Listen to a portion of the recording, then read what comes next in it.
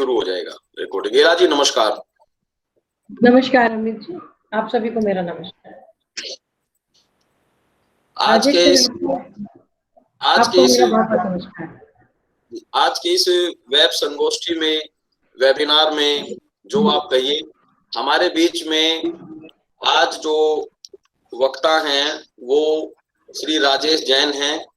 और चूंकि नोटिस पे आप सबने देख लिया नाम, लेकिन मैं थोड़ा सा परिचय, बहुत लंबा इनका अनुभव है कार्य क्षेत्र में, लेकिन संक्षिप्त में मैं परिचय देना चाहूंगा। जैसे कि आप जान रहे हैं आज का जो विषय है वो है प्रौद्योगिकी, आध्यात्मिकता, प्रबंधन, गांधी चिंतन के संदर्भ में। तो कोरोना के समय में, और जब हम बात करते हैं अंतरानुशासन की, या हम बात करते हैं वैकल्पिक विषयों की, या हम बात करते हैं जीवन और ज्ञान के क्षेत्र में तुलनात्मक अध्ययन की, तो इस प्रकार के वक्ता या इस प्रकार के सृजनधर्मी व्यक्तित्व बहुत कम होते हैं जिनका कार्य क्षेत्र विज्ञान हो और जिनका सृजन क्षेत्र साहित्य हो। तो राजेश जैन जी ने कई सारे नाटक लिखे हैं, जिसमें चिंदी मास्टर, विश्ववंश, वायरस, चिमनी चोगा, कोयला चला, हंस की चाल प्रमुख रूप से हैं। उनका निबंध संग्रह भी है ऊर्जा विहार, कहानी संग्रह है और कविता संग्रह है रोशनी के खेतों में। अभी एक कविता संग्रह आया है परमाणु अगर परिंदे होते। उनका उपन्यास है बांध वध, और बाल साहित्य पे भी उन्होंने बड़े से बड़ा कहानी संग्रह और अन्य रचनाएं लिखी है।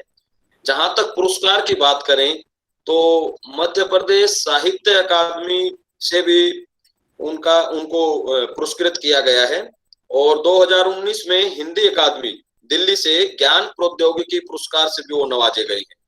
हिंदी अकादमी से ही करीब 20 वर्ष पहले उनको बाल साहित्य पर भी पुरस्कृत किया गया, और समय समय पर भारत सरकार के ऊर्जा मंत्रालय से उनको विभिन्न पुरस्कार दिए जाते रहे हैं। आपको मैं बताऊं, ये एनटीपीसी में एजीएम रहे, और अभी उसके बाद रिटायरमेंट, सेवानिवृत्ति के बाद ये कात्यायनी एनर्जी में निदेशक के पद पर, डायरेक्टर के पद पर रहे, और वहीं पर ये अभी एनर्जी ऑडिटर के रूप में भी काम देख रहे हैं। तो इनका एक लंबा अनुभव जो है वो पेशे से इंजीनियर रहे, लेकिन लेखन जितना मैंने इनको अध्ययन में लिया, और बहुत सारी रचनाएं इनकी विभिन्न विश्वविद्यालयों के पाठ्यक्रम का भी हिस्सा है। तो एक लंबा अनुभव है, और ऐसे व्यक्ति जो हिंदी में लिखते हैं लेकिन जिनका क्षेत्र जो है वो तकनीक एवं विज्ञान रहा है, और वो उन्होंने साहित्य को एक अलग ही अनुभव दिया है। साहित्य की दुनिया को ज्ञान और प्रौद्योगिकी के माध्यम से एक अलग क्षेत्र में वो लेकर आए हैं, जो कि बहुत लाभदायी है आज के समय में। जहां हम पर्यावरण को अलग से एक पाठ्यक्रम में शामिल करते जा रहे हैं, अनिवार्य रूप से पर्यावरण का अध्ययन होता चला जा रहा है शामिल यूजीसी की तरफ से भी। तो ऐसे समय में राजेश जैन जैसे रचनाकार को सुनना या उनकी रचनाओं का अध्ययन मनन करना हमारे लिए लाभदायी है। तो इन्होंने आज के लिए समय दिया। मैं गांधी अध्ययन केंद्र, वॉलेंटियर और हमारे जितने भी तमाम शिक्षक साथी यहाँ मौजूद हैं, सबकी तरफ से सर आपका हार्दिक अभिनंदन करता हूँ, आपका स्वागत करते हैं हम। और अभी मैं सर्वप्रथम हमारे कॉलेज के प्राचार्य प्रोफेसर रमेश कुमार जी हमारे साथ जुड़े हुए हैं। प्रिंसिपल सर ने भी जब हमने बात रखी तो बहुत सहजता से हमें अनुमति दी, हमें यह कार्य करने का। ये इसके अलावा भी एक दो गतिविधि हैं जिनको उन्होंने अनुमति दी, और वो हमेशा कहीं ना कहीं रचनात्मक कार्यक्रमों को प्रोत्साहित करते रहते हैं। तो आज हमारे बीच में व्यस्तता होते हुए भी जुड़े हुए हैं। मैं सर का भी अभिवादन करता हूँ। प्रोफेसर रमेश कुमार जी से मैं आग्रह करता हूँ, हमारे प्राचार्य हैं, कि वो आज के इस व्याख्यान पर, वेब गोष्ठी पर, और दो शब्द कहकर हमें इस विषय पर जरूर आशीर्वचन दें और छात्रों का भी मार्गदर्शन दें। प्रोफेसर रमेश कुमार प्राचार्य सर।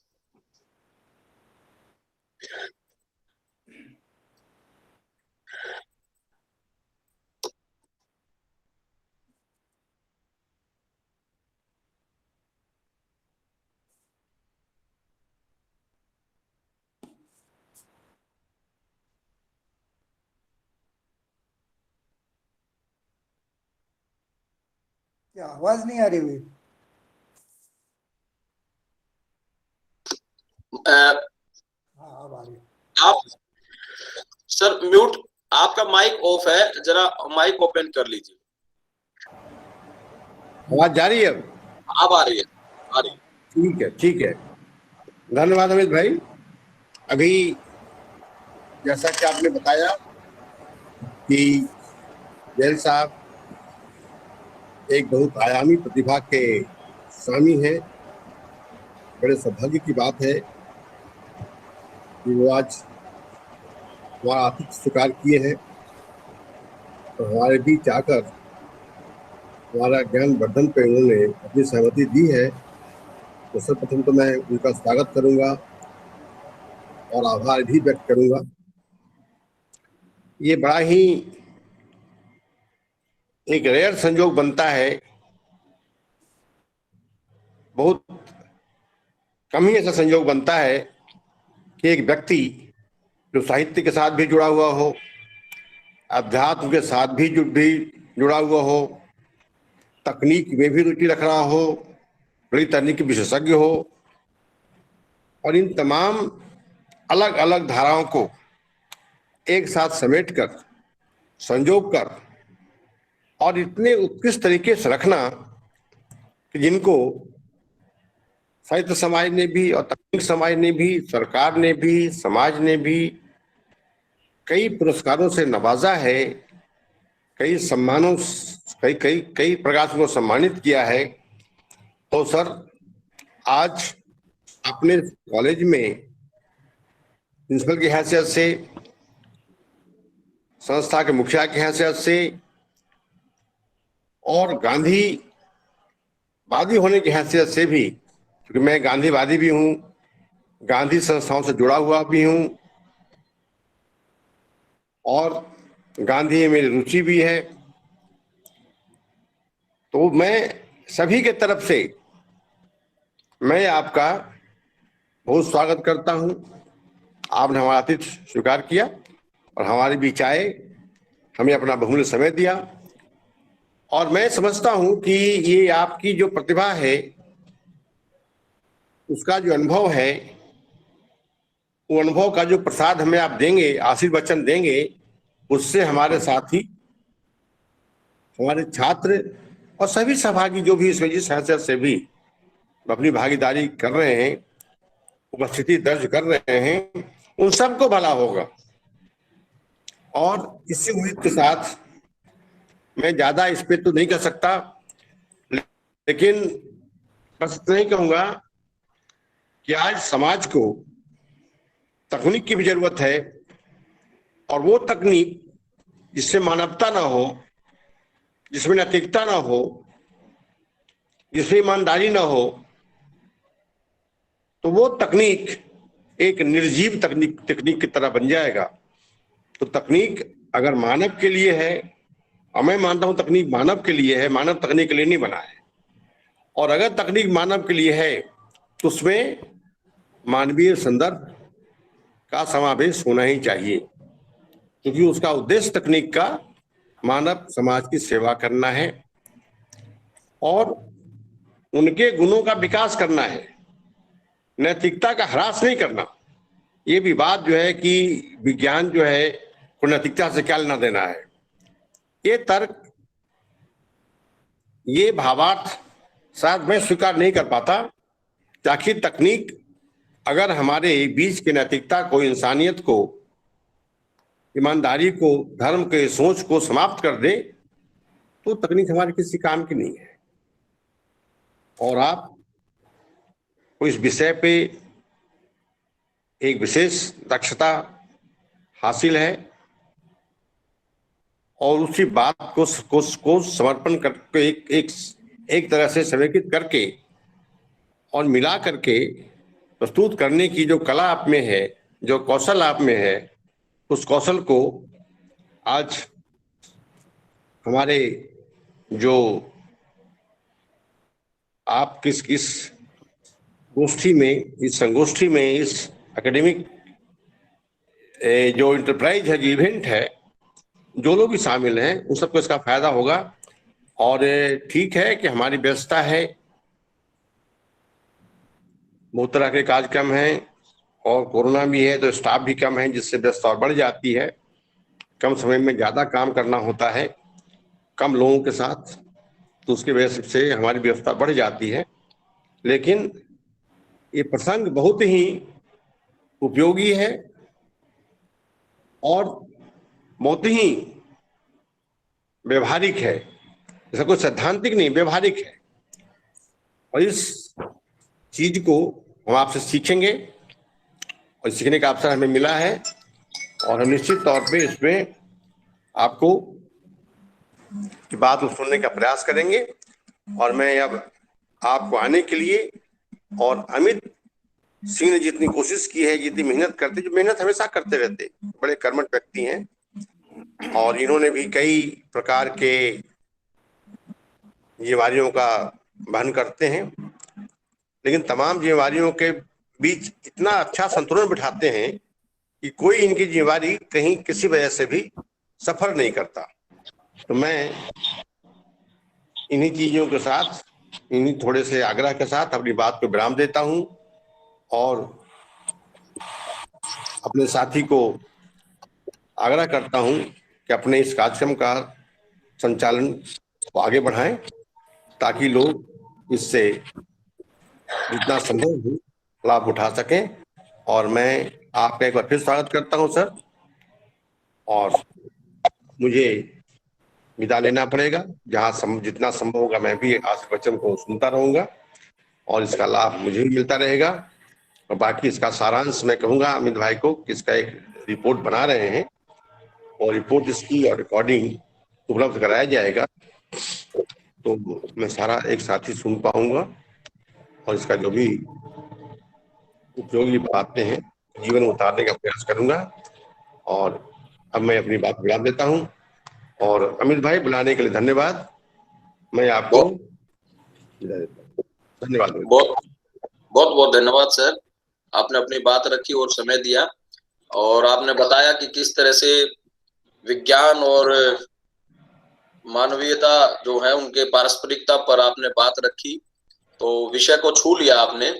अब इस आपके इस छुअन के साथ हम इस विषय पर विस्तृत चर्चा के लिए और ज्ञान की इस वार्ता को दीर्घीकरण की ओर ले जाने के लिए मैं आज के वक्ता श्री राजेश जैन जी को आमंत्रित करता हूं कि वो अपने ज्ञान से हम सब श्रोताओं को, छात्रों को और संकाय सदस्यों को जो है लाभान्वित करें। श्री राजेश जैन।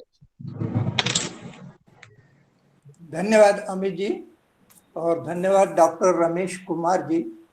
और वैसे सारे डॉक्टर्स यहाँ मौजूद हैं जो वर्तमान में डॉक्टर हैं और भविष्य में होने वाले हैं। ये जो छात्र और छात्राएं, उन सबको मैं शुभकामनाएं देता हूँ कि वो भी डॉक्टर होंगे। मैं डॉक्टर नहीं हूँ, लेकिन कुछ लोगों ने मेरे लेखन पे शोध किया है और डॉक्टरेट भी हासिल की है, तो मुझे ये प्रसन्नता है कि मैं डॉक्टर नहीं हूँ, लेकिन दूसरों को डॉक्टर बनाने में कुछ निमित्त बना हूँ। ये मेरे लिए सौभाग्य का विषय है।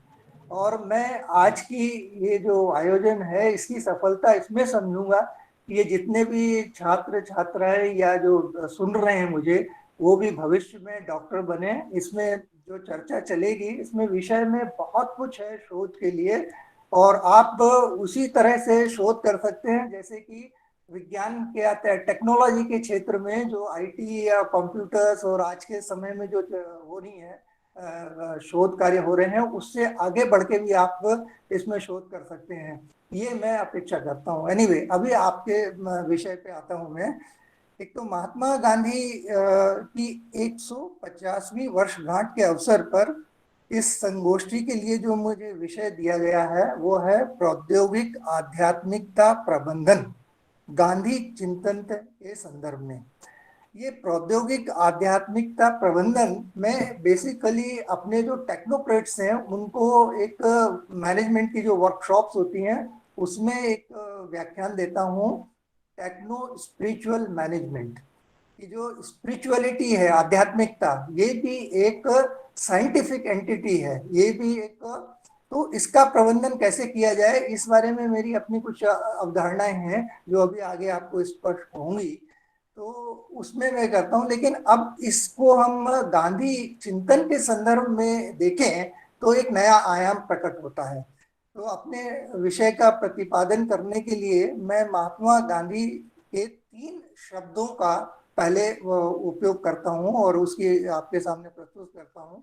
पहला शब्द है शब्द शक्ति, और दूसरा है ईश्वर भगवान, और तीसरा है अहिंसा। इन 3 शब्दों में यानी 3 आयामों पे, कहते हैं 3D, जब किसी भी वस्तु को हमको अगर समझना हो तो उसे 3 आयामों से देखना चाहिए, लंबाई, चौड़ाई और ऊंचाई। ये तीनों अगर हमारे पास हैं, स्पष्ट हैं, तो वो वस्तु का आकार हमको स्पष्ट हो पाता है। तो मैं इन 3 आयामों पर, 3 धरातल पर अपनी बात रखने की कोशिश करूंगा। तो पहला शब्द शक्ति मैं ले रहा हूं। पहला शब्द, आप में से बहुत से लोग मेरे ख्याल से ये पार्लियामेंट स्ट्रीट पर स्थित आकाशवाणी भवन में गए होंगे। वहां पर उनके जो मेन हॉल है उसमें महात्मा गांधी की एक सूक्ति को प्रदर्शित किया गया है, जिसमें वो कहते हैं, मैं रेडियो में शक्ति देखता हूं। रेडियो यानी वाचिक शब्द, बोले हुए शब्द हैं, और उसमें एनर्जी, शक्ति देखी महात्मा गांधी ने। अब आप उसको और एज ए विज्ञान और टेक्नोलॉजिस्ट में जब एनालाइज करता हूं तो मैं उस शक्ति को शब्दों में देखता हूं। तो यहाँ पर आकर ये जो मेरा विषय है कि साहित्य में विज्ञान और साहित्य का विज्ञान, इस पे मैं बोलता हूँ। साहित्य का विज्ञान ये है कि अब साहित्य को सिर्फ शब्दों का समागम नहीं समझना चाहिए, बल्कि हमें उन शब्दों में समाई हुई ऊर्जा की तरफ ध्यान देना चाहिए। अब ऊर्जा क्या आती है? जब ऊर्जा शब्द हम उपयोग करते हैं तो विज्ञान आ जाता है। ऊर्जा का मतलब ये होता है कि कैपेसिटी टू वर्क, कार्य करने की क्षमता। देखिए, मैं आपको कोई फार्मूले नहीं पढ़ा रहा हूँ, आप डरिएगा नहीं बिल्कुल भी। तो ये कि विज्ञान बहुत जटिल होता है, ऐसा नहीं। फार्मूले विज्ञान में वही स्थिति रखते हैं जो भाषा में हमारे मुहावरे रखते हैं। जैसे इन मुहावरों का हम उपयोग करते हैं और उसके पीछे कम शब्दों में बहुत कुछ कहा जाता है, वैसे ही विज्ञान में फार्मूले होते हैं, उनमें एक बिंबात्मक क्षमता होती है। वो क्षमता को पहचानना ही साहित्य की दृष्टि से एक नया प्रयोग है कि हम उन फार्मूलों को या उनमें जो बिंबात्मक क्षमता है उसी का मैं आपको कुछ बताना चाहूँगा। कि कहने का मतलब यह है कि शब्द सिर्फ लेटर्स या जो हमारी वर्णमाला है उसके समायोजन या समागम नहीं है, बल्कि उनके पीछे एक ऊर्जा समाई हुई होती है। और ऊर्जा का मतलब होता है कि कार्य करने की क्षमता, और कार्य करना मतलब ये होता है कि जब भी कोई फोर्स या शक्ति, बल किसी वस्तु पर जो निर्जीव है या मतलब स्थिर है, जब उस पर उस प्रयोग बल लगता है और वो वस्तु अपनी जगह से हिलती है, मतलब डिस्प्लेसमेंट होता है, डिस्टेंस मूव्ड होता है, तब कहते हैं कि काम हुआ, कुछ काम हुआ। तो भाषा भी क्या काम करती है? जब हम शब्द बोलते हैं तो वो भी कार्य करते हैं। हमारे यहाँ जैसे कहा जाता है कि जो बोले हुए शब्द हैं उनमें काइनेटिक यानी गति ऊर्जा होती है। मैं जो अभी बोल रहा हूँ और आप सुन रहे हैं, तो आपके अंदर कुछ डिस्प्लेसमेंट हो रहा है कि नहीं? मतलब आपको कुछ लग रहा है कि आपको ज्ञान से अज्ञान से ज्ञान की ओर आ रहे हैं, या कुछ संवेगात्मक संचार आपके अंदर हो रहा है, मतलब कुछ परिवर्तन हो रहा है। जब परिवर्तन होता है तो हम कहते हैं कि काम हुआ, और काम करने की जो क्षमता है वो ऊर्जा है। तो शब्दों में ये ऊर्जा होती है। जो लिखे हुए शब्द होते हैं उनमें स्थिर ऊर्जा होती है, एनर्जी होती है, स्थिर ऊर्जा। और जब बोले हुए जो शब्द हैं, जो कि अभी मैं जैसे बोल रहा हूँ, उसमें गतिशील ऊर्जा, काइनेटिक एनर्जी हम बोलते हैं, वो होती है, और उसके कारण कुछ परिवर्तन होता है। वो परिवर्तन जो होता है वहीं फिर विज्ञान आ जाता है। तो ये महात्मा गांधी जी ने अगर शब्दों में शक्ति देखी, तो उन शब्दों में आप ऊर्जा देखिए। आप जैसे मुद्राएं होती हैं, हमारे नोट होते हैं, तो नोट सिर्फ कागज के वो एक टुकड़ा नहीं होता, बल्कि उसके अंदर उसकी इंट्रिंसिक वैल्यू होती है। 100 रुपए का नोट है तो वो तो एक कागज का टुकड़ा, उतने टुकड़े बहुत मिल जाएंगे, लेकिन उसमें इंट्रिंसिक वैल्यू है कि वो 100 रुपए की कोई चीज बाजार में खरीद सकता है, लोग उसको वैसा ही शब्दों में होता है। आप शब्द जो हैं वो मुद्राएं हैं, और उनमें जो अर्थ है वो उनकी रियल वैल्यू है। उसकी वजह से ही ये सब परिवर्तन होते हैं। और यही आप भी एक साइंटिस्ट हो सकते हैं, आप भी एक सॉफ्टवेयर इंजीनियर हो सकते हैं। आप ये नहीं सोचिए कि आपने विज्ञान विषय नहीं लिया स्कूलों में या कॉलेजों में, आप बीएससी इंजीनियरिंग डॉक्टरी नहीं कर पाए हैं तो आप कोई पिछड़े हैं या कुछ इंफीरियर हैं। आप भी भाषा को लेकर एक सॉफ्टवेयर बना सकते हैं। और आजकल हो भी रहा है कि देखिए, हमसे ज़्यादा जानकारी आप बच्चों को होती है, जो अब कंप्यूटर की जो प्रचलन हो रहा है उसमें ज़्यादा आप लोग स्टेप हैं, तो उसमें जो शब्दों का भी एक ऊर्जा जो है उसको समझने की कोशिश कीजिए। तो मेरा यही कहना था कि मैं महात्मा गांधी के उस शब्द से ये शब्द ऊर्जा की बात कर रहा हूँ। और शब्द ऊर्जा की बात में मैंने यही कहा है कि शब्द मात्र शब्द नहीं है, पर उनमें ऊर्जा होती है, और वह ऊर्जा लिखित शब्द। इसलिए हम कोई भी किताब या देखते हैं, कुछ भी लेखन आलेख करते हैं, तो आप कायदे से एक बैटरी का निर्माण करते हैं। एक बुक जो होती है उसमें उतनी ऊर्जा समाई होती है जो जितनी एक बैटरी में समाई होती है। और एक बांध जैसे होता है उसमें इतना अथाह जल राशि भरी होती है, वो एनर्जी जो है वो स्टैटिक एनर्जी कहलाती है, रुकी हुई ऊर्जा। और जब उसका गेट खोल के उसका प्रभाव दिया जाता है तो उसमें गतिशील ऊर्जा आ जाती है, और उसमें से कोई हाइड्रो पावर टरबाइन वगैरह चलते हैं, वो पावर जनरेशन होता है और फिर ऊर्जा का विस्तार होता है। उसी तरह है ये भी है कि किताबों में ऊर्जा स्थिर है, जब आप उसको पढ़ना शुरू करते हैं तो वो गतिशील ऊर्जा शब्दों के माध्यम से आपके अंदर जो परिवर्तन करती है, वो भी तो एक वही कार्य है जो कि विद्युत ऊर्जा करती है या कोई दूसरी ऊर्जा करती है। तो यहाँ ही साहित्य और विज्ञान का तालमेल शुरू हो जाता है। जो नया एक कंसेप्ट है वही मैं आपका ध्यान दिलाना चाहता हूँ।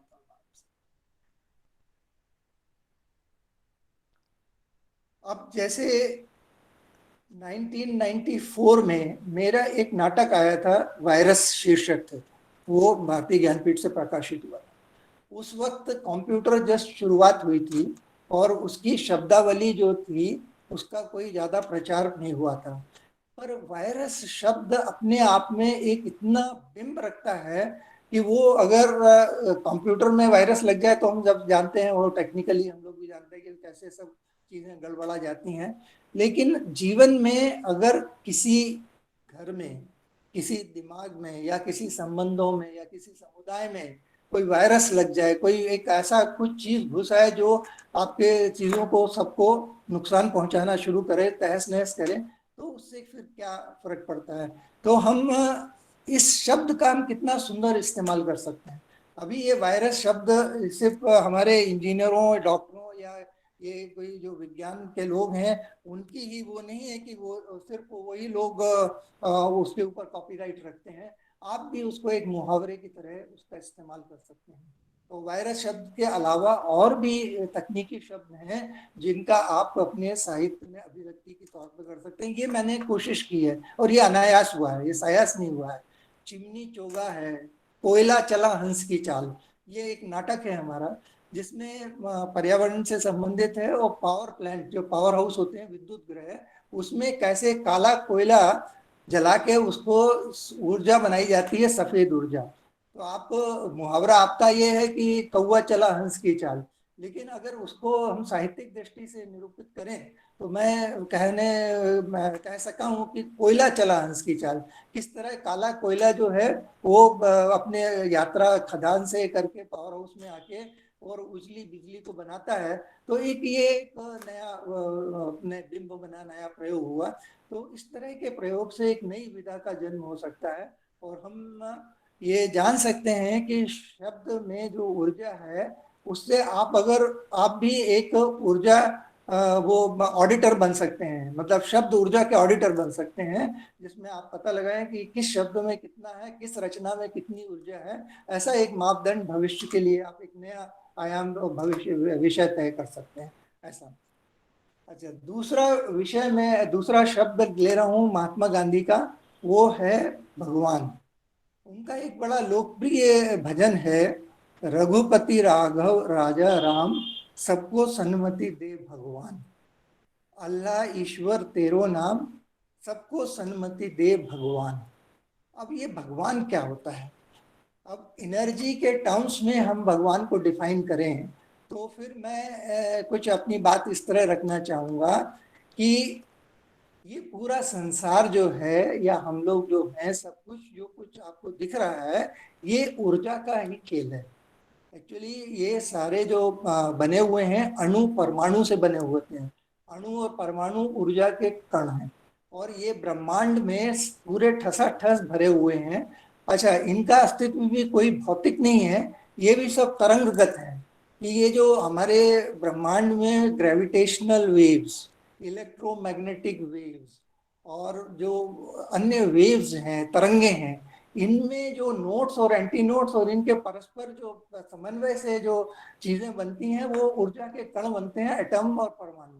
अगर उसका माइन्यूट से एटम को हम लोग परिभाषा में ये कहते हैं कि वो जो है अणु, वो परमाणु जो है वो ये है कि इससे छोटा फिर आप उस चीज को और नहीं कर सकते हैं। दैट इज द स्मॉलेस्ट या the part of the matter. कोई भी मैटर यानी पदार्थ का मतलब ये होता है कि वो परमाणु, अणु और परमाणुओं से बना होता है। अब ये ऊर्जा का पूरा एक वो ग्रिड बनी हुई है, महाग्रिड। अब इसको समझने के लिए थोड़ा सा मैं आपसे ध्यान चाहूंगा कि आप जिस तरह हमारी विद्युत की ग्रिड होती है, बिजली की ग्रिड, बिजली से सबका वास्ता पड़ता है, आप देख ही रहे हैं। पर आपने घर में आप स्विच दबाते हैं और बल्ब जल जाता है, पंखा चल जाता है, एसी चल जाता है, पर आपको मालूम है कि इसको ऊर्जा प्रदान करने के लिए यहाँ से हजारों मील दूर कहीं पर पावर हाउस में लोग काम कर रहे हैं और टरबाइन और जनरेटर को चला रहे हैं, जिससे वो ऊर्जा का वो उत्पादन हो रहा है और आप उसकी खपत कर रहे हैं। तो इसको हम लोग इस तंत्र को जो बनता है, जो तारों से जुड़ा हुआ है, इस तंत्र को हम लोग ग्रिड कहते हैं, ग्रिड। और ये ग्रिड जो है वो तारों से जुड़ी हुई है, लेकिन जो हमारे ब्रह्मांड की ग्रिड है वो बेतार की ग्रिड है। उसमें सब लोग जुड़े हुए हैं, एक दूसरे पर निर्भर हैं। इवन ये जो अणु और परमाणु भी हैं, अणु मतलब वही, परमाणु मतलब सबसे एटम है, और अणु का मतलब मॉलिक्यूल्स। परमाणु का जो एक समूह होता है उससे अणु बनता है, और उस अणुओं से ही फिर उनके सामंजस्य से ही वस्तुएं बनती हैं और लोग बनते हैं। तो मतलब ये है कि हम लोग पूरे ऊर्जा के खेल में ही प्रभावित हो रहे हैं, या जो भी हमारे कर्म हो रहे हैं वो सब उसी के परिवर्तन से, वो जो ऊर्जा का एक प्रारूप है उसका प्रारूप चेंज होता रहता है, वो सामंजस्य रहता है। तो वो उसी के कहते हैं कि ये सब हो रहा है। परिणमन बोलते हैं जैन दर्शन में, परिणाम इसका मतलब होता है होना, घटित होना। ये सब घटित जो हो रहा है वो सिर्फ ऊर्जा के स्वरूप का परावर्तन ही है। तो मतलब टेक्नोलॉजी इसमें है। उस ब्रह्मांड की ग्रिड को मैं महाग्रिड बोलता हूँ, और वो अपने आप में पूरी तरह संतुलित रहती है। वो संतुलित इस माने में रहती है कि हमें कितना भी कोई उसमें डिस्टरबेंस आए, कोई मतलब हिटलर आए, कोई कोरोना वायरस आए, या कुछ भी कहीं से भी कुछ भी करे, या हम जैसे उसके परिवर्तन जो पर्यावरण में कर रहे हैं कि पेड़ों को काट रहे हैं और ये कर रहे हैं, सबसे ऑक्सीजन का ये कार्बन डाइऑक्साइड, ग्रीन गैसेस को बढ़ा रहे हैं, क्लाइमेट चेंज हो रहा है, ये सब से आप जितना दोहन करोगे, अगर आप उसमें उतना बराबर नहीं डालोगे, सामंजस्य नहीं होगा, तो हम कहेंगे ग्रिड बैलेंस नहीं है। जैसे हमारी ग्रिड जो इलेक्ट्रिसिटी की होती है वो अगर बैलेंस है, इसका मतलब है जितने जनरेटर उसमें उत्पादन कर रहे हैं और जितने उपभोक्ता उससे बिजली ले रहे हैं, अगर दोनों के बीच में सामंजस्य है, दोनों की जो क्वांटिटी है, मात्रा एक है, तो ग्रिड बैलेंस रहेगी। और वो कहते हैं हम 50 साइकिल फ्रीक्वेंसी से पता लगता है, फ्रीक्वेंसी से, कि भाई ग्रिड बैलेंस है, मतलब कारोबार ठीक चल रहा है, कि जो उत्पादन हो रहा है और जो खपत हो रही है दोनों बराबर है। लेकिन अगर इनमें फेर हुआ, अगर उत्पादन कम हुआ और खपत ज्यादा हुई, जैसे कि आजकल हो रहा है, तो इससे क्या होगी, ग्रिड ट्रिप हो जाएगी, अंधेरा छा जाएगा, और होता भी है। तो ये तो एक विद्युत ग्रिड है। लेकिन जो प्रकृति की महाग्रिड है वो भी इसी बैलेंस पे, संतुलन पे काम करती है।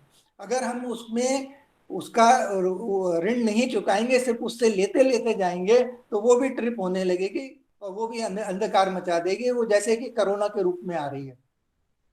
और आगे भी इस तरह से हमको इस दृष्टि से इसको देखना होगा। तो मैं जो भगवान की धारणा की बात कर रहा हूँ वो ये है कि इस महाग्रिड में जितनी ऊर्जा समाई हुई है उसको हम ई या ईश्वर कह सकते हैं। और उसका भी मैंने एक सूत्र प्रतिपादित किया है जो मुहावरे जैसा है, मतलब उसकी बिंबात्मकता को समझिए और उन शब्दों में नहीं जाइए। आगे आप लोग रिसर्च करेंगे शायद तो उसमें कुछ निकलेगा तत्व। वो जिस तरह आइंस्टीन का नाम आपने सुना होगा, आइंस्टीन हमारे बहुत बड़े वैज्ञानिक हुए हैं और ये साथ में वो आध्यात्मिक भी थे, ईश्वर की सत्ता को भी उन्होंने स्वीकार किया है। और उन्होंने एक सूत्र दिया है E = mc²। अब आप घबराइए नहीं ये सूत्र से, ये सूत्र एक मुहावरे जैसा ही है, सिर्फ एक बिंब है कि E मतलब एनर्जी है और M मतलब है मास, यानी कोई भी पदार्थ, चाहे वो जीव हो या अजीब हो, पदार्थ है उसमें ऊर्जा होती है। ऊर्जा होगी क्योंकि वो अणु और परमाणुओं से बना है, और अणु और परमाणु जो है वो ऊर्जा के कण है जो वेव्स के कारण वाइब्रेट होते रहते हैं, डिस्प्लेस होते हैं। कहते हैं वेलोसिटी ऑफ लाइट की उससे होते हैं, उनकी गति होती है। तो वो उन्होंने जो फार्मूला दिया है वो E = mc² दिया है। इसी फार्मूले को मैं आगे बढ़ाता हूँ और पूरे ब्रह्मांड की जो ऊर्जा है उसको अगर मैं कैपिटल E कह के सिग्मा SC² का सूत्र दूं तो वो है अन्यथा नहीं होगा। इसमें सिग्मा का मतलब होता है कुल योग, यानी छोटे छोटे जगहों का, या x1 x2 x3 या छोटी छोटी जगह की जो स्पेस है इस ब्रह्मांड में, जितनी भी अपने आकाश है, स्पेस है, जगह है, इसको हम इनफाइनेट मानते हैं कि इनफाइनेट, इंफिनिटी यानी अनंत। जहां हम किसी की गणना ना कर सकें उसको हम अनंत कह देते हैं। तो ये ब्रह्मांड तो अनंत है, तो इसमें अनंत में जितनी भी स्पेस है और जो वेलोसिटी ऑफ लाइट SC² है, इन सब का अगर हम योग करें तो ब्रह्मांड में इतनी ऊर्जा समाई हुई है। और इस ऊर्जा की मात्रा जो है वो हमेशा निश्चित रहती है, ये घटती या बढ़ती नहीं है। ये सिर्फ हम अपने प्रारूप चेंज करती है, अपना वो जो है स्वरूप चेंज करती है। इसी वजह से ही हम गलत या सही काम जो करते हैं, या हम जो कहते हैं पुण्य पाप जो है, वो सिर्फ इसी ऊर्जा का परावर्तन है।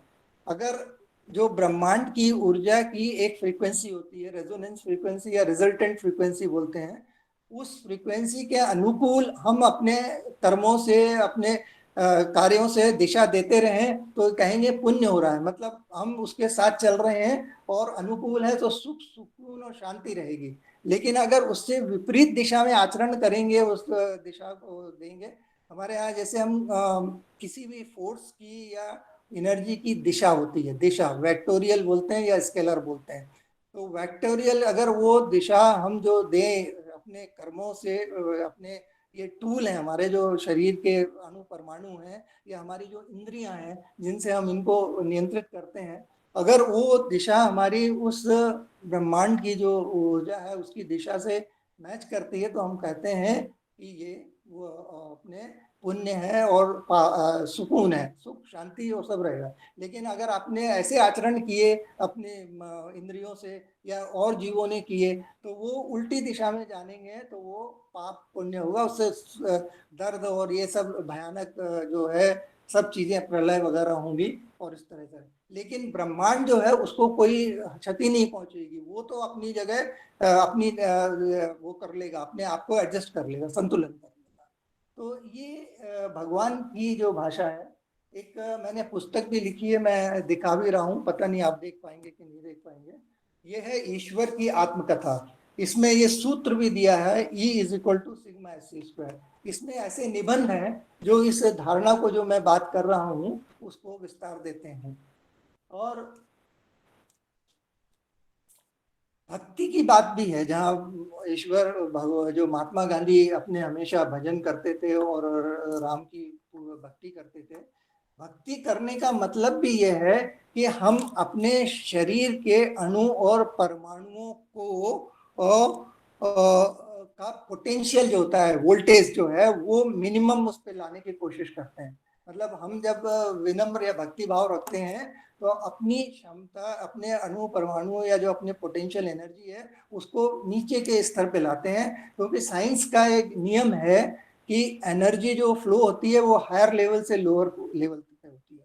पानी भी है वो ऊपर से हाई जो हेड है से नीचे हेड की तरफ आता है, उसी तरह ऊर्जा भी और हम जब ब्रह्मांड से ऊर्जा जो लेते हैं, ब्रह्मांड तो बहुत बड़ा है, उसमें बहुत ऊर्जा है, हम अपना जितना स्तर नीचे करेंगे अपने भक्ति से उतनी ही ऊर्जा हमारे अंदर वहां से प्रभावित होके आएगी।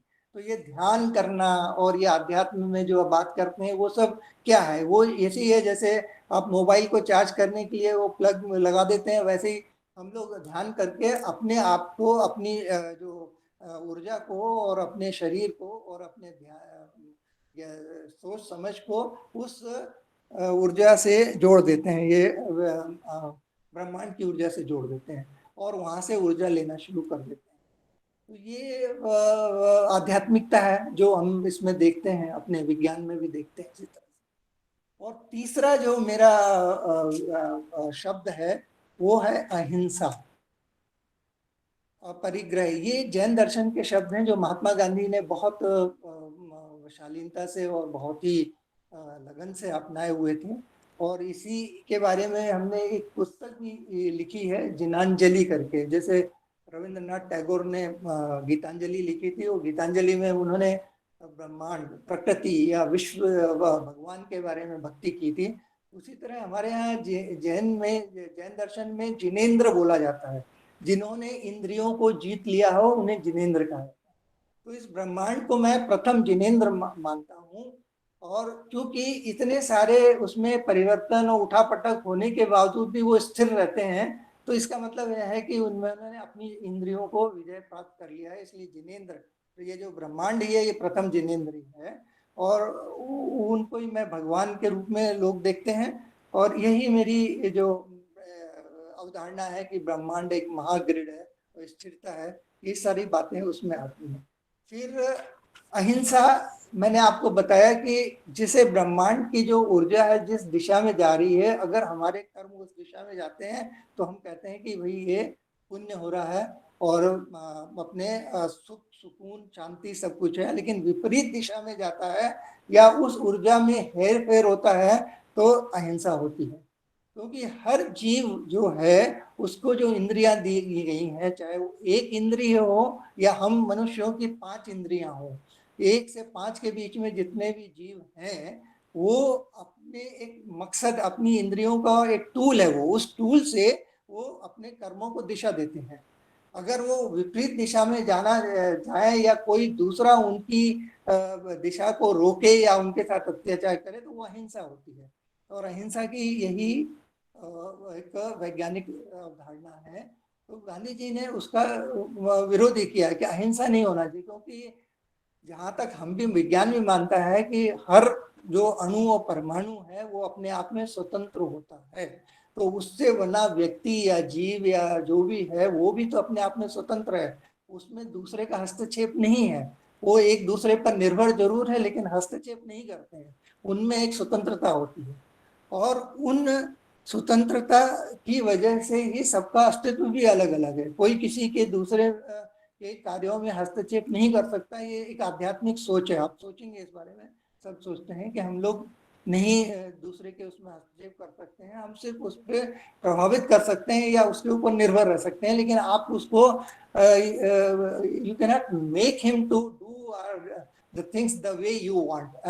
हर वस्तु और हर व्यक्ति, हर चीज स्वतंत्र है अपने आप में, क्योंकि हर परमाणु जिनसे वो बनी है वो अपने आप में स्वतंत्र है, वो दूसरे के उसमें स्पेस में हस्तक्षेप नहीं कर सकते, ना करते हैं। अगर वो करते हैं तो फिर थोड़ी देर के लिए होता है, पर वो विस्फोट होते हैं, चाहे एटम बम बनते हो उससे, चाहे कुछ भी बनते हो। और हम जब ऊर्जा की बचत की बात करते हैं, एनर्जी कंजर्वेशन, तो हम एक तरह से इसी ऊर्जा की जो ब्रह्मांड में छाई हुई है इसी की बचत की बात करते हैं कि हम इसका व्यर्थ ना करें। और हमारे ये कोरोना की मैं बात करना चाहता हूँ कि कोरोना क्या है। ये जो ब्रह्मांड की जो ग्रिड है उसमें जो ऊर्जा है उसके हार्मोनिक, हार्मोनिक्स हमारे यहाँ बोला जाता है, जैसे कि अगर ग्रिड वाली जो है उसकी फ्रीक्वेंसी करंट की वोल्टेज की 50 साइकिल है, लेकिन उसमें कुछ ऐसे भी करंट होते हैं, वेव्स होती हैं जो 50 साइकिल से ज्यादा की होती हैं, मतलब other than 50 cycle, other than हमारे जो स्टेबल या वो है फ्रीक्वेंसी उससे ज्यादा की मात्रा में होती है। इस तरह हमारी जो ब्रह्मांड की महाग्रिड है उसमें भी हार्मोनिक्स बहुत ज्यादा हो गए हैं। उसकी वजह से कोरोना भी एक तरह से क्या है, कोरोना कोई वो नहीं है, सिर्फ अणु और परमाणुओं का एक विशेष सामंजस्य ग्रुप है जो दूसरों जगह में अपने जो चीजें परिणमन हो रहे हैं या जो हम लोगों की जिंदगी हो रही है उसमें हस्तक्षेप कर रहे हैं और उसको बिगाड़ रहे हैं। तो ये इस तरह से देखना चाहिए कि हम ऊर्जा का सही उपयोग कर सकें। जो ऊर्जा की बचत की हम बात करते हैं, एनर्जी कंजर्वेशन की, और ये है वो इसी तरह कर सकते हैं कि हम अपने आचरण को आध्यात्मिक तौर पर भी अपने ब्रह्मांड की जो ऊर्जा है उसके अनुकूल रखें। मैं ये सब बोला, पता नहीं मुझे ये सब बातों में, मैंने तो अपने आप में 72 वर्ष के जो जीवन अभी हो चुका है उसमें बहुत चिंतन मनन किया है। इलेक्ट्रिकल इंजीनियर रहा हूँ, पावर हाउसेस में चला है, विद्युत ऊर्जा को भी बहुत निकट से देखा है और उसमें मुझे आध्यात्मिकता नजर आई है, क्योंकि विद्युत ऊर्जा दिखती नहीं है लेकिन होती है और कार्य करती है। तो उससे ही प्रेरणा मिलके मैंने जो लेखन भी किया वो अनायास ही उसमें ये परिलक्षित हो गया है। तो मैं क्या सोचता हूँ, मैंने अपनी बात बहुत विस्तार से कह दी है। अब आप लोग अगर कोई प्रश्न करेंगे तो वो ज्यादा अच्छा होगा, क्योंकि एक पार्टिसिपेटिव वार्तालाप ज्यादा अच्छा होगा। हाँ अमित जी बताएं। जी सर। मैंने अपनी बात तो कह दी, अगर कोई और पूछना चाहते हो या कुछ हो तो बताएं। जी यदि, हाँ एक सेकंड है सर, मैं अनाउंस कर देता हूँ। आप बोल ही चुके हैं। मैं अपनी बात कर चुका हूँ। जी, हमारे में जितने भी हमारे शिक्षक साथी हैं, मैं यहाँ देख रहा हूँ, अर्चना जी हैं, रेणु गुप्ता मैम हैं, सुनीता खुराना जी हैं, प्रशांत जी हैं, इला जी हैं, प्रमोद जी हैं, रामविलास जी हैं, रामरूप जी हैं, सारिका जी हैं, भारती कुमार जी हैं, और बहुत सारे हमारे स्टूडेंट्स हैं और भी शिक्षक साथी हैं जो मैं नाम देख पाया वो मैं बोल चुका हूँ। तो एक एक करके, अगर आपने जैसे कहा, आपने बहुत सारी बातें रख दी और अपना जो थीम था वो टाइटल का, उसको आपने विस्तार से बात रख दी। अब चूंकि एक वार्ता की तरह से अगर हो तो उसका निश्चित रूप से लाभ होगा। तो मैं अब सभी साथियों को, अपने शिक्षक साथियों को आमंत्रित करता हूँ, और बच्चों को भी, कोई भी सवाल है, कोई भी जिज्ञासा है, टिप्पणी है, तो एक एक करके हम उसको लेते जाएं, ताकि एक संवाद की स्थिति भी हमारे बीच में परस्पर बनी रहे।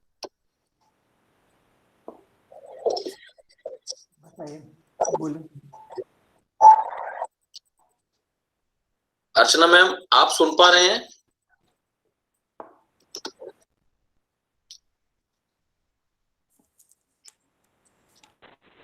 हाँ जी अमित जी, मैंने बहुत ध्यान से सुना और मुझे बड़ा अच्छा लगा। ये जैन साहब जो है सचमुच जो है इनकी व्याख्या जो थी, और इन्होंने जिस तरह से गांधी को विज्ञान के साथ जोड़ा और विज्ञान के साथ उनके जितने भी गांधी के जीवन के सूत्र हैं, मैं कहूँगी, जैसे कि इन्होंने सबसे पहले शक्ति को, फिर भगवान को और अहिंसा को, जहाँ की गांधी का दृढ़ विश्वास था, जिन सूत्रों में, जिन जो है शब्दों में उनको इतनी अच्छी तरह से वैज्ञानिक स्तर पर ले जाकर और उसकी व्याख्या की, तो सचमुच मैं जो है जैन साहब की बड़े ही खुले मन से इनकी प्रशंसा करती हूँ।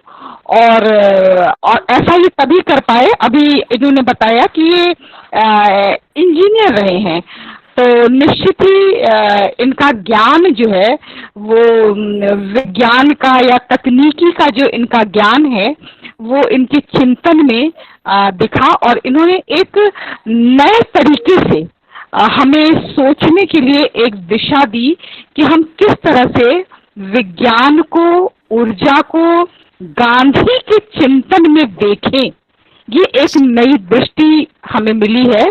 और बहुत ही अच्छा लगा। बहुत बहुत धन्यवाद जैन साहब को, और आपको भी, सभी को इतनी अच्छी प्रस्तुति के लिए, और हमें एक सोचने के लिए एक नया मंच मिला। इसके लिए मैं हार्दिक आभार व्यक्त करती हूँ। धन्यवाद। बहुत बहुत शुक्रिया मैम। हमारे बाकी भी साथी यहाँ पर हैं, शिक्षक साथी हैं, तो एक एक करके अपनी जिज्ञासा या टिप्पणी जो भी है वो हम रख सकते हैं। और बच्चों, आप भी एक एक करके आ सकते हैं, हैंड रेज कर सकते हैं, क्योंकि अभी है हमारे पास समय है। प्रमोद जी, प्रमोद द्विवेदी सर।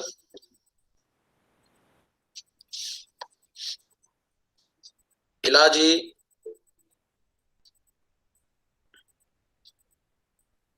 मेरी आवाज आ रही है? इला जी और सारिका जी, आप सुन पा रहे हैं? हाँ जी, हाँ जी, हाँ जी सर, सुन रहे हैं, सुन रहे हैं। तो जो कोई भी जिज्ञासा जी जी अमित जी सुन पा रहे हैं आप? हाँ मैडम, कोई भी अगर सवाल है, टिप्पणी है तो अच्छा लगेगा, और इस बहाने हमारा संवाद भी आगे बढ़ेगा। अभी है टाइम हमारा। हाँ सर, मैं भी एक बात सर से, मतलब ये मेरा प्रश्न भी है और शायद एक टिप्पणी भी है। वीडियो ऑन कर लीजिए, अगर हो सके तो वीडियो ऑन कर लीजिए। तो सारिका है, अंग्रेजी डिपार्टमेंट में है। हाँ जी सर, मैं ये पूछना चाहती हूँ कि what is the philosophy behind science? Science की जो परिभाषा है वो है, मतलब एक क्रमबद्ध ज्ञान को विज्ञान कहते हैं। सर नहीं, मेरा पूछने का मतलब ये है कि क्या कोई फिलॉसफी है या फिर कोई एक aim, what is the aim और व्हाट इज द मोटिव और व्हाट इज देयर पर्पस? मेरी समझ में फिलॉसफी जो होती है वो किसी विषय की नहीं होती है, बल्कि व्यक्ति की होती है। नहीं, अगर फिलॉसफी है तो फिर, या फिर कहना चाहिए that philosophy is the mother of all sciences, if you will say. So I think it must be that for the welfare of human being. तो कई बार वो शायद अपना व्यक्ति या वो पूरा व्यवस्था नहीं की कर हुई पाती ना, शायद। विज्ञान की क्या हुई? व्यक्ति और व्यवस्था की फिलॉसफी दर्शन हुआ कि वो विज्ञान का क्या उपयोग करना चाहते हैं। नहीं सर, अगर विज्ञान के इसमें देखें इसे, तो क्या ये विज्ञान क्या हमेशा इस पर्पस को पूरा करता है? कई बार वो शायद इसमें विज्ञान के बगैर आपका कोई विश्व का प्रक्रिया या वो जो घटना चल ही नहीं सकता है। तो विज्ञान के कारण ही तो सब कुछ चल रहा है ना। आपको ज्ञान हुआ तभी तो आप वो प्रगति कर रहे हैं, कुछ नई नई सुविधाओं का। अच्छा, विज्ञान और थोड़ा उससे आगे एक चीज है प्रौद्योगिकी, दोनों में थोड़ा अंतर समझने की कोशिश कीजिए। विज्ञान जो होता है वो सिर्फ ज्ञान होता है कि जो कुछ हमारे इर्द गिर्द हो रहा है प्रकृति में वो क्यों हो रहा है। लेकिन जो प्रौद्योगिकी होती है, टेक्नोलॉजी, वो उस विज्ञान के आधार पर जो हम चाहते हैं जैसा हो उसको करने के लिए हम क्या करें, वो टेक्नोलॉजी होती है। तो आजकल विज्ञान तो अपनी जगह रहेगा ही, लेकिन विज्ञान रहा भी है, लेकिन प्रौद्योगिकी ज्यादा महत्वपूर्ण हो रही है, क्योंकि हम उस विज्ञान का इस्तेमाल किस तरह कर रहे हैं।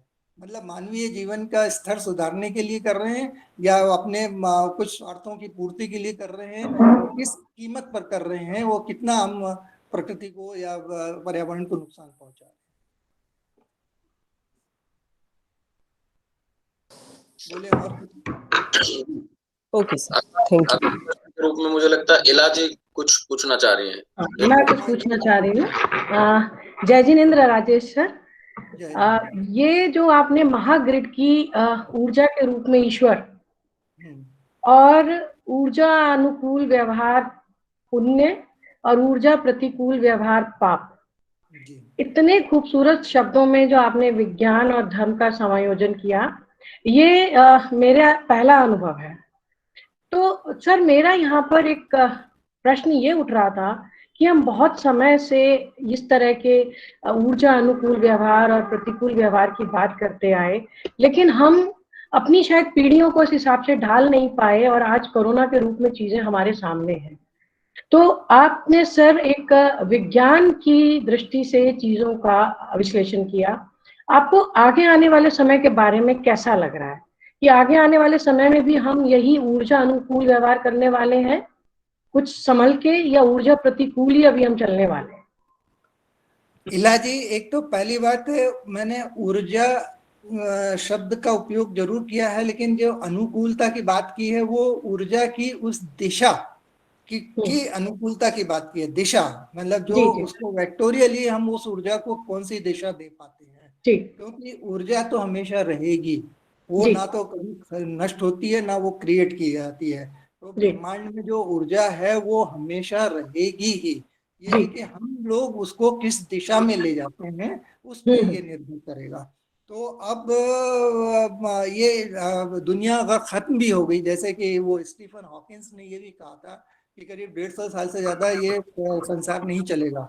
अब अच्छा। ऐसे चिन्ह उभरने लगे हैं, वैसे मुझे बड़ा मतलब बड़ा भयावह लग रहा है ये कहना, लेकिन ऐसे ओ। चिन्ह उभरने लगे हैं कि ये 150 साल से ज्यादा दुनिया नहीं चलेगी। ऐसा स्टीफन हॉकिंस जो चले गए, जिन्होंने काफी काम किया था इस पे, तो वो देखिए वो ऊर्जा कहीं और चली जाएगी। ब्रह्मांड इतना अनंत है कि कहीं ना कहीं वो किसी ना किसी रूप में विद्वान रहेगी। ये हमारे ऊपर निर्भर है कि हम उसका क्या उपयोग कर लें। यही मैं कहने की चाहता हूँ, मुझे ऐसा लगता है मेरा। तो ये कहना कि क्या होगा, ये कोई मतलब हम लोग ना तो ज्योतिषी है और ना भविष्यवाणी कर सकते हैं और ना करना चाहिए। जो सामने आता जा रहा है उससे देख के एक थोड़ा अनुमान। जबकि जब मैंने लिखना पिछली सदी में शुरू किया, जब चिमनी चौगा लिखा, उसमें हमने दिल्ली में आने पे हमने वो नाटक पाया था, तो उस वक्त तो मैंने कल्पना की थी, मुझे लग रहा था कि ये जिस दिशा में हम जा रहे हैं उसमें वो बच्चों को ऑक्सीजन की भी जरूरत पड़ेगी। वो स्कूल जाते वक्त बैग में अपने साथ में एक बोतल पानी की साथ साथ एक ऑक्सीजन की बोतल भी लेके जाना पड़ेगा। इस तरह की कुछ कल्पनाएं की थी उस वक्त, तो देखिए सब साकार हो रही हैं। अब ये बिल्कुल अनायास वैसे ही ही हो हो रहा है रहा सर। है। हाँ, तो वो अब अभी इंटरनेट नहीं था पहले हमारे जी। समय में, और ना ये मोबाइल थे। अब ये इलेक्ट्रोमैग्नेटिक वेव्स कितनी ज्यादा हो गई हैं, आपको नहीं दिख रहा है ये, लेकिन ये घसा हुआ है जो है ना, जंजाल है, जाल है, जिसके पिंजरे में हम लोग फंस चुके हैं। और ये आपको कोरोना तो एक आ ही गया, लेकिन अब पता नहीं क्या आएगा और क्या करेगा, क्या ले जाएगा, इसके बारे में मतलब मैं सोच भी नहीं सकता, मैं इतना कहना चाहता हूँ। पर यह है कि हाँ, इस बारे में सबको जागरूक होना चाहिए, अंदेशा होना चाहिए, और ये मतलब सोचना चाहिए कि इस दिशा में हम लोग कहाँ जाए।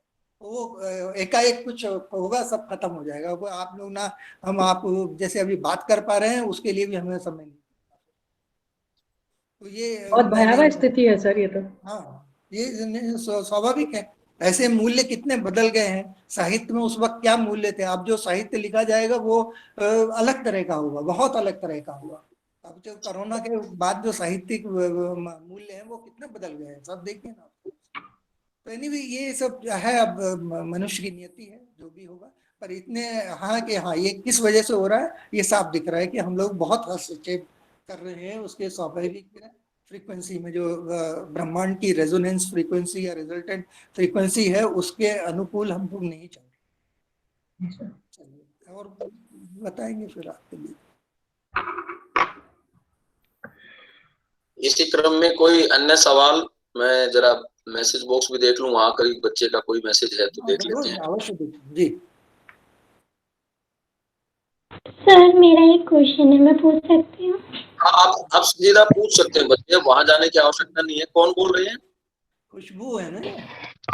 गुड इवनिंग सर, मेरा नाम खुशबू है, मैं फर्स्ट ईयर की student history plus pol science. Sir मेरा क्वेश्चन आपसे ये था कि बहुत से लोगों की माइंडसेट होता है कि वो साइंस और सभ्यता को जोड़ देते हैं। जैसे कि बहुत से लोग कहते हैं कि दक्षिण की तरफ हम लोगों को पैर करके नहीं सोना चाहिए, वो पुराने जमाने के लोगों की माइंडसेट होती है। और हम लोग आजकल के बच्चे, तो हम लोगों को इसका रीजन पता है कि कुछ साइंस का होता है, इसलिए सर में दर्द होना शुरू हो जाता है, इसलिए हम दक्षिण की तरफ पैर नहीं करते। सो सर आप इसके बारे में क्या कहना चाहेंगे, हम क्या आगे कर सकते हैं ताकि उनका माइंडसेट सही हो सके? देखिए, आप कोई भी धारणा बनाएं तो या है उसके बारे में साइंटिफिकली जानना है तो उसमें ज्ञान होना चाहिए। अब पहले क्या होता था कि बहुत सी चीजें ऐसी थी जो बिना पढ़े लिखे, मतलब जिनको जानकारी नहीं थी, लेकिन उसके अंतिम परिणाम उनको मालूम थे, तो वो लोग अंधविश्वास मान लेते थे या धारणाएं मान लेते थे। तो अभी ऐसी कोई स्थिति आपके सामने आती है तो आप वैज्ञानिक तौर पे उसका विश्लेषण कीजिए। अब अगर दक्षिण की तरफ वो पैर करना या ऐसा है या वास्तु है, तो उसमें आप जानते हैं कि जो मैग्नेट होता है वो नॉर्थ एंड साउथ की होता है और उसमें धाराएं प्रभावित होती हैं। अगर आप पृथ्वी में भी दो पोल हैं नॉर्थ एंड साउथ के, तो वो उस हिसाब से देखा जा सकता है। तो ये ज्ञान जैसा बढ़ेगा उसके हिसाब से आपकी धारणाएं भी बढ़ेंगी या उनको परिमार्जन होगा उसमें। जी sir, thank you so much sir. कोई और सवाल या जिज्ञासा? यस सर, मेरा है। हाँ हाँ, गुड इवनिंग सर। पहले तो बहुत बहुत शुक्रिया सर आपका, क्योंकि आपने क्योंकि इससे पहले हम भी पढ़ रहे थे साइंस, तो हम जी, साइंस और साहित्य को जोड़ के नहीं देख पा रहे थे, लेकिन आज बिल्कुल पता बिल्कुल। चल गया थोड़ा बहुत। हाँ, सर, हाँ सर, तो सर मेरा प्रश्न ये है कि जैसे कि आपने बताया कि गांधी जी को समझने के लिए एक पॉइंट लिया भक्ति, और आपने बताया कि भक्ति को भी हम साइंस से जोड़ के देख सकते हैं। जैसे कि आपने बताया कि यहाँ पर कहीं ना कहीं एनर्जी जो है वो हायर लेवल से लोअर लेवल तक कन्वर्ट होती है और हमें शांति की प्राप्ति होती है। तो सर जी अगर कहीं ना कहीं अगर हम एक साइंस के स्टूडेंट होने के नाते अगर हमारे अंदर शांति आ जाएगी, यानी कि शांति कहीं ना कहीं भगवती चरण ने कहा था कि शांति अक्रमकता का एक प्रतीक है, तो कहीं ना कहीं हम सर स्थिर नहीं हो जाएंगे, कहीं ना कहीं हम सर चीजों को फिर कैसे खोजेंगे, क्योंकि साइंस का काम ही क्यूरियोसिटी, चीजों को जानना, और यहाँ पर आप कहते हैं कि शांति जो है वो होना चाहिए। तो क्या लगता है सर थोड़ा सा?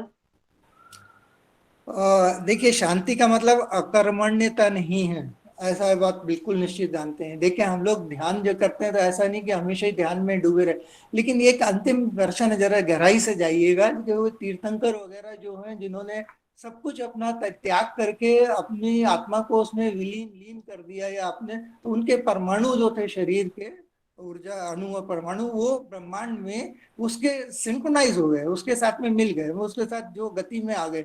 ये इतना मतलब थोड़ा जटिल सा वो है अपने दृश्य, कि इसको व्याख्या कर पाना संभव नहीं है।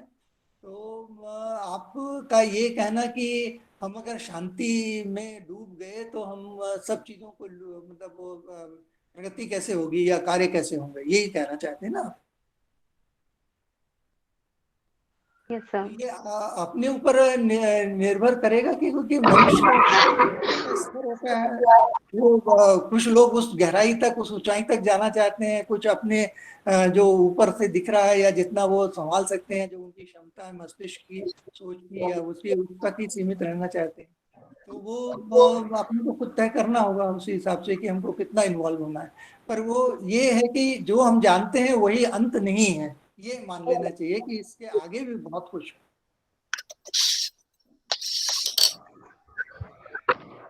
ये आपने बहुत बड़ी बात कही सर, जो हम थैंक यू जानते सर। हैं वही अंत नहीं है, ये बहुत बड़ी बात है। और ये बताती है कि ज्ञान का भी कोई सीमित आकार नहीं है, वो निरंतर गतिशीलता में रहेंगे तभी आगे बढ़ता जाएगा।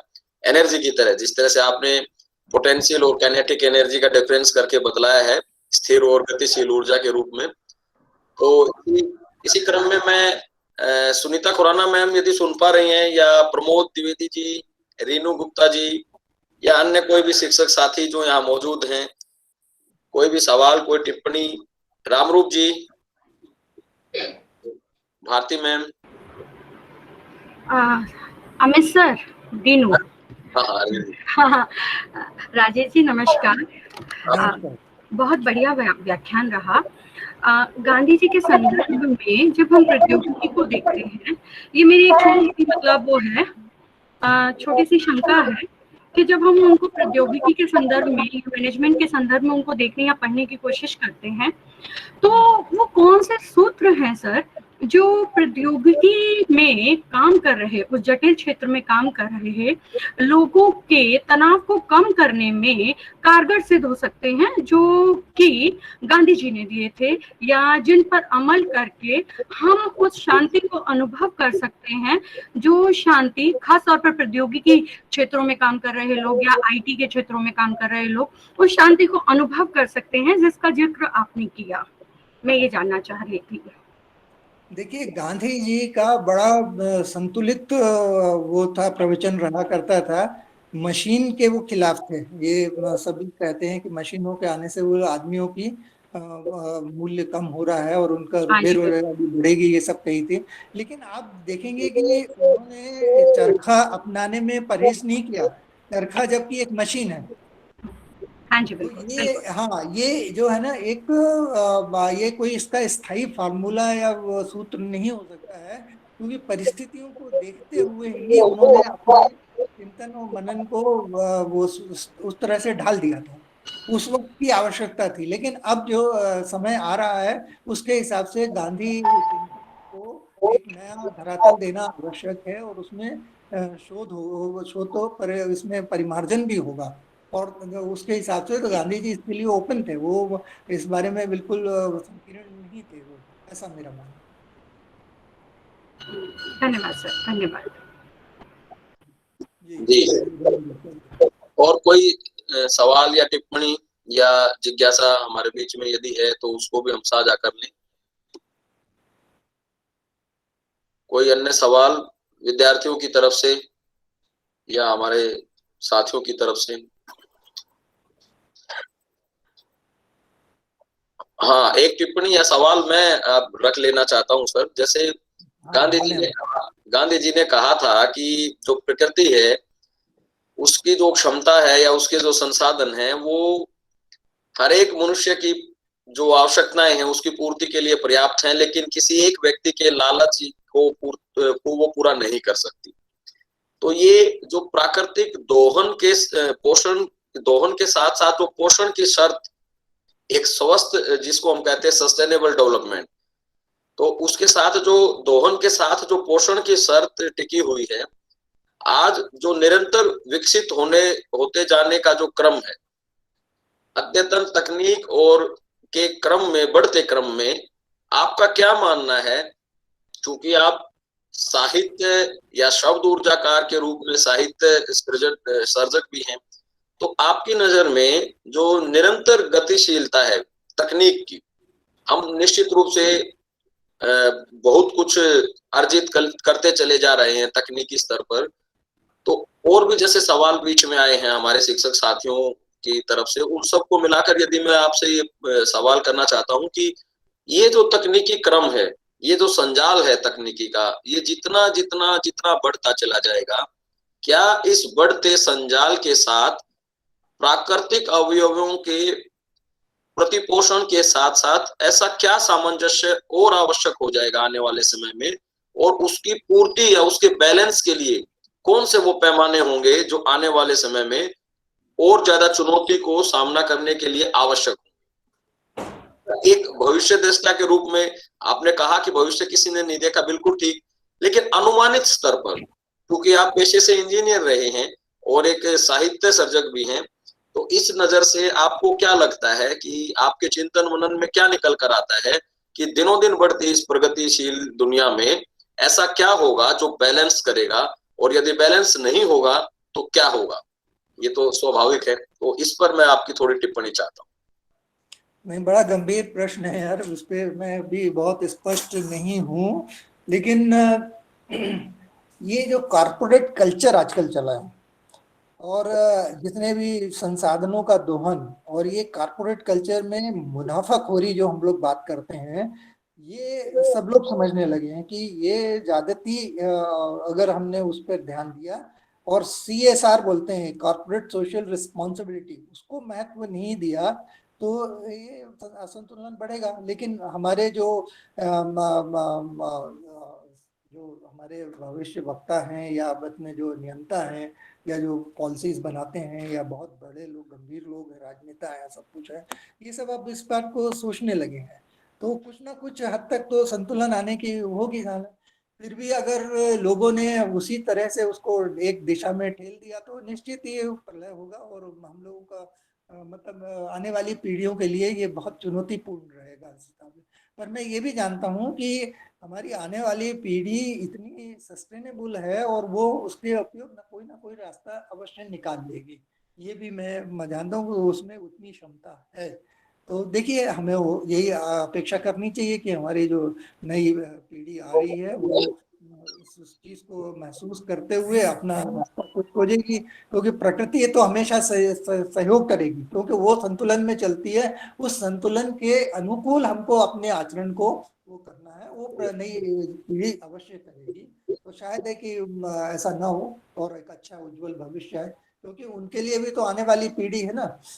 जैसे कि हम लोग 3 तरह बोलते हैं ना, समय जो होता है, भविष्य होता है, वर्तमान होता है और अतीत होता है। अब हम लोग जो बुजुर्ग लोग हैं, 70 के ऊपर हो रहे हैं, सब हम लोग अतीत हो गए।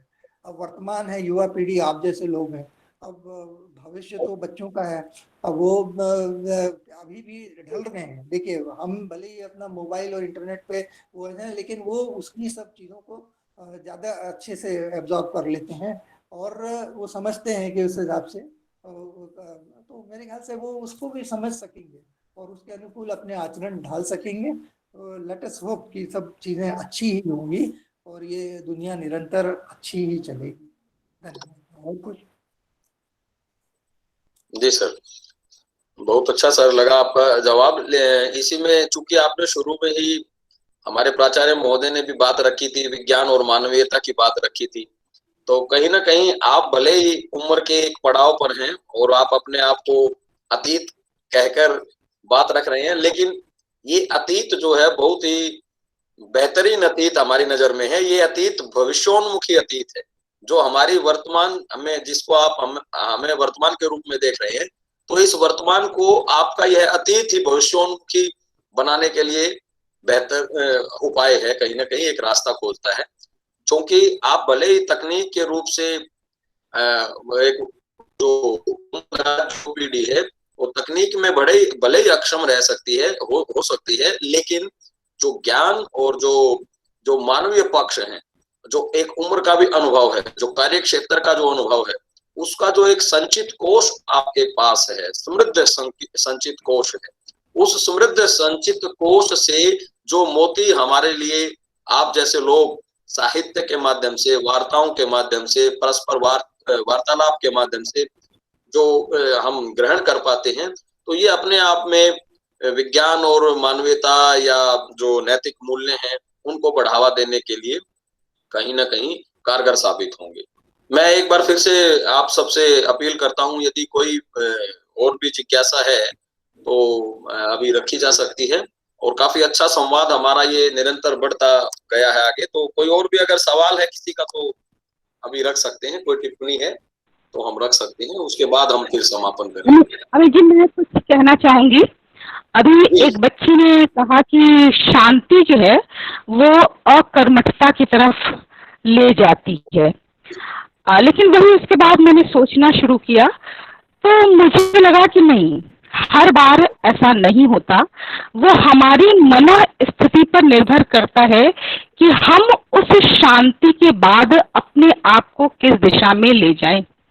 और अगर देखा जाए, विश्लेषण करें, बहुत गहनता से सोचें, तो ये शांति जो है हमें फिर से रिचार्ज करती है कि हम आगे जो है अपने कार्यों को, अपने जीवन को और उत्साह के साथ और उमंग के साथ और नई सोच के साथ आगे बढ़ें। तो ये शांति जो है वो थोड़ी देर की शांति बल्कि हमें और एकाग्रता देती है और हमारे सोचने की शक्ति को बढ़ाती है और हमारी प्रोडक्टिविटी उसके बाद जो है वो ज़्यादा अधिक और मतलब सकारात्मक दिशा में हम बढ़ते हैं। तो ये मुझे ऐसा लगता है और मुझे लग रहा है कि ये बात ज़्यादा सही है।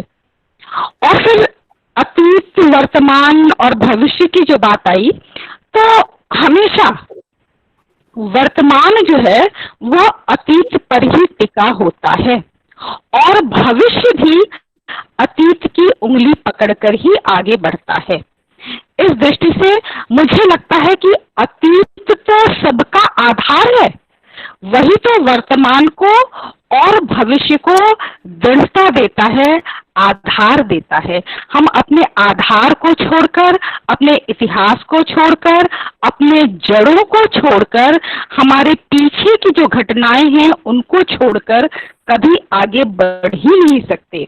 उसी से हम दिशा लेते हैं, उसी से हम ज्ञान लेते हैं, प्रेरणा लेते हैं, सीख लेते हैं। तो ये मैं कहना चाह रही थी। और आज का जो वार्तालाप है सचमुच बहुत ही अच्छा और मुझे यही लग रहा है कि हमें सोचने के लिए एक नई दिशा मिली, और हमारे बच्चे जो युवा बच्चे जुड़े हुए हैं तो वो भी इस बात को समझ रहे हैं। और ये जो बात जैन साहब ने कही कि वैज्ञानिकों का ऐसा मानना है कि पृथ्वी जो है इस तरह से वैज्ञानिक संकेत मिल रहे हैं, जिस तरह से हम पृथ्वी का लगातार दोहन कर रहे हैं कि लगभग 150 साल में ये पृथ्वी जो है वो अंत की तरफ चली जाएगी। तो ये सुनकर जरा सा घबराहट हुई, लेकिन उसके बाद जैन साहब का ये जो अगला वाक्य कि हमारी युवा पीढ़ी ज्यादा समझदार है, ज्यादा सचेत है, और वो निश्चित ही कोई न कोई रास्ता ढूंढ लेगी जिससे कि हमारी पृथ्वी और आगे बढ़े, और इसकी संचित जो ऊर्जा है, जो एनर्जी है, वो जो है वो आगे आगे आगे निरंतर बढ़ती ही रहे। धन्यवाद। बहुत सुंदर टिप्पणी, बहुत ही सार्थक टिप्पणी अर्चना उपाध्याय मैम ने यहाँ रखी, और उस बच्चे की जिज्ञासा को मेरे ख्याल से उसको समझने में उसके उत्तर की पूर्ति के रूप में भी ये लाभदायी रही। स्टीफन हॉकिंस को सर ने कोट करते हुए 150 वर्ष बाद जो है ये आशंका जाहिर की और उस पर अपनी टिप्पणी की थी। और जहां तक शांति के क्षणों में जाकर अकर्मण्यता या निष्क्रियता पर जो एक संदेह बच्चे का था, वो मैं कहूं कि जयशंकर प्रसाद की सर एक कविता है, यदि आपने शायद पढ़ी हो, उसमें वो कहते हैं, उस कविता को आधार बनाकर उनके ऊपर एक आरोप भी लग गया था कि वो प्रलयवादी, वो पलायनवादी, जबकि ऐसा नहीं था वो ऐसे ही जो आज जिस सवाल की पूर्ति अर्चना उपाध्याय में हमने यहाँ रखी है, एक विश्रांति के क्षण, ले चल मुझे भुलावा देकर मेरे नाविक धीरे धीरे, जिस निर्जन में सागर लहरी, अंबर के कानों में गहरी, निश्चल प्रेम कथा कहती हो, तज कोलाहल की अवनी रे। तो इस धरती के, इस पृथ्वी का जो कोलाहल है, जो भीड़ है, जो शोर है, उससे थोड़ा अलग एकांत में, विश्रांत स्थल में वो कार्य करने की क्षमता को पुनः एनराइज करने के लिए, उसको और ज्यादा गतिशील करने के लिए एक ब्रेक जैसे चाहते हो, वो उस पर उनका आह्वान था, जिस पर बाद में कुछ पलायनवाद का आरोप लगा था और वो उसका निराकरण भी हुआ। लेकिन मैं कह देना चाहता हूं कि जो अहिंसा या शांति की जो बात है, उस पर सवाल पहले भी व्याख्यान में उठा, और ये सवाल यदि नहीं उठते तो हमारा जो बैठने का और बातचीत करने का जो क्रम है वो बहुत लाभ उसमें हम नहीं मानते। सवाल उठे और उन पर चर्चा हो, हम सहमत असहमत हो, तभी कोई भी वार्ता मेरे ख्याल से बेहतरीन वार्ता हो सकती है। इससे पहले भी गांधी अध्ययन केंद्र ने कई सारे व्याख्यान करवाए हैं पिछले कई वर्षों में, जिसमें गांधी जी के चिंतन, भाषा चिंतन पर बात हुई, और एक बार जो है हिंदी साहित्य और गांधी जी के चिंतन पर बात हुई। तो ऐसे ही एक टॉक में, एक पैनल चर्चा में एक सवाल एक बच्चे ने पूछा था कॉलेज में कि आज के समय में तो भगत सिंह की आवश्यकता ज्यादा है, महात्मा गांधी की आवश्यकता नहीं है। तो उस सवाल के जवाब में पैनल, क्योंकि चर्चा थी बच्चों के साथ, तो यही निकल कर आया था कि भाई जहां गांधी जी की जरूरत है वहां गांधी जी रहेंगे, और जहां भगत सिंह की जरूरत होगी वहां भगत सिंह रहेंगे, और दोनों ही कहीं ना कहीं हमारे लिए लाभदायी और महत्वपूर्ण है। तो शांति भी हमारे लिए महत्वपूर्ण है और कार्य की गति बगैर तो कुछ होता ही नहीं है। तो दोनों ही चीजें हैं, और हम अपने जीवन में दोनों को जीते भी हैं। कहीं ना कहीं हम भगत सिंह का भी रूप लेते हैं, और कहीं ना कहीं यह गांधी का देश तो है ही, बापू का देश है, तो शांति और अहिंसा हमारा, वो अहिंसा परमो धर्म, ये तो है ही। तो इसी के साथ कोई और टिप्पणी आखिर में है? मुझे बहुत अच्छा लग रहा है कि हमारे वक्ता ने इतना लंबा समय दिया, और अपनी बात को रखने के बाद सवाल जवाब के क्रम में भी सर आपने पूरा धैर्य से और बहुत ही तार्किक रूप से अपने बातों को यहाँ रखा है। यदि आखिर में कोई भी साथी कुछ कहना चाहता है तो आमंत्रित है, उसके बाद हम फिर धन्यवाद ज्ञापन के रूप में समापन करेंगे इसको। कोई भी शिक्षक साथी या बच्चा कोई टिप्पणी सवाल करना चाहता है तो अभी पूछ सकते हैं।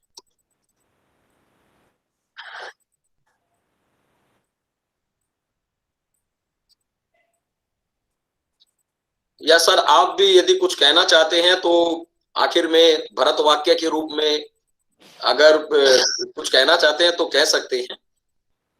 हाँ, आपके जो नहीं, कहना तो क्योंकि मुझे बहुत कुछ है, लेकिन ये है कि अभी मैं अपना आभारी व्यक्त कर सकता हूँ कि देखिए ये समय इतना अच्छा गुजरा कि मेरे अंदर जो भी घुमड़ रही थी बातें, उनको मैं शेयर कर सका।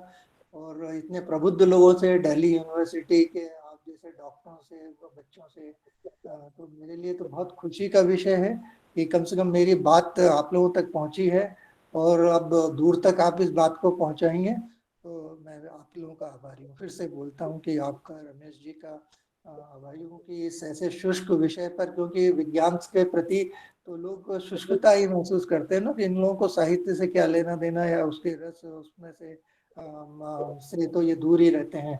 शुष्क लोग रहते हैं, दुनियादारी या दूसरे मशीनों में या लोहे लंगड़ों में, सीमेंट पत्थरों कंक्रीटों में उलझे हुए लोग हैं। ये साहित्य की मार्मिकता या उसकी मनुष्यता को क्या जाने। तो इन दोनों का सामंजस्य करके हम लोग एक नए अनुभव से गुजरे हैं, तो इसके लिए मैं बहुत आभारी हूँ।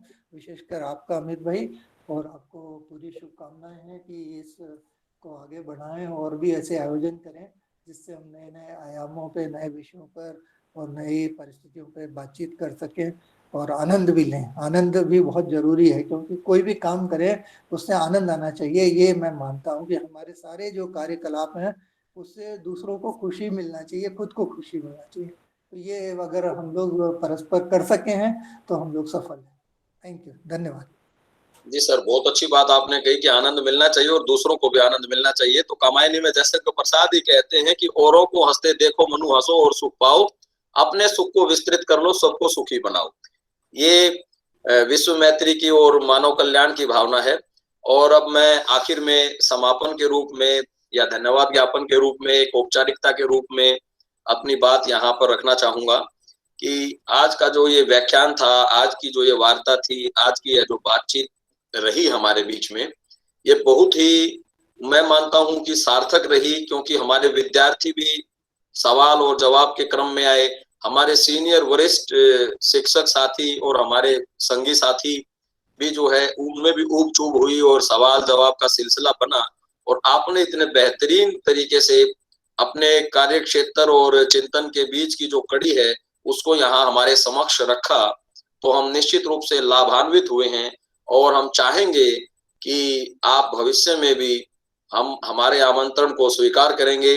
आपने हमारा आमंत्रण इस समय स्वीकार किया, हमें लाभान्वित किया, इसके लिए मैं पूरे कॉलेज की तरफ से, गांधी अध्ययन केंद्र और अन्य शिक्षक साथियों और छात्र समूह की तरफ से, जो क्योंकि हमारे गांधी अध्ययन केंद्र के वॉलेंटियर भी बहुत काम करते हैं, उनकी तरफ से भी आपका पुनः जो है अभिनंदन करते हैं और धन्यवाद करते हैं, हृदय से आभार प्रकट करते हैं। और इसी के साथ मैं सभी शिक्षक साथियों का, अपने सभी विद्यार्थियों का, कॉलेज के प्राचार्य रमेश कुमार सर का और प्रशांत सर का, रेणु गुप्ता मैम का, रीनू गुप्ता मैम का, रामरूप जी का, प्रमोद द्विवेदी जी का, रामविलास जी का, जो आज ज्वरग्रस्त हैं लेकिन फिर भी हमारे बीच में बने रहे, और सुनीता खुराना मैम और भारती कुमार मैम, इला भूषण जी, ये बहुत सारे और भी अन्य हमारे शिक्षक साथी। अनिल राय सर किसी कारणवश शायद आज नहीं जुड़ पाए, कुछ उनकी विशेष व्यस्तता रही, उन्होंने कारण बताया था, तो इस वजह से वो आज नहीं जुड़ पाए, अन्यथा वो हमेशा शामिल रहते हैं। तो जितने भी हमारे साथी, शिक्षक साथी और विद्यार्थी जुड़ पाए, एक बार पुनः सर आपका हम अपनी ओर से आभार प्रकट करते हैं और इस उम्मीद के साथ हम आज यह समापन करते हैं कि ज्ञान की यह वार्ता यहीं समाप्त नहीं होती है, यह निरंतर जो है प्रवाहमान रहेगी और इस प्रवाह को हम आपके माध्यम से भी गति देंगे। और जो पोटेंशियल एनर्जी हमारे बीच में रहेगी, कहीं ना कहीं वो काइनेटिक होगी, उसमें गतिशीलता आएगी। इसी उम्मीद के साथ आपका पुनः बहुत बहुत आभार। आप सभी का, सभी को नमन। जी सर, तो हम अब विदा लेते हैं यहाँ से और फिर जरूर मिलेंगे अगले कार्यक्रम में, और हम चाहेंगे कि आप आगे भी हमारे साथ साथ जुड़े रहें अन्य रचनात्मक कार्यक्रमों में। जी सर, बहुत बहुत आभार सर, शुक्रिया।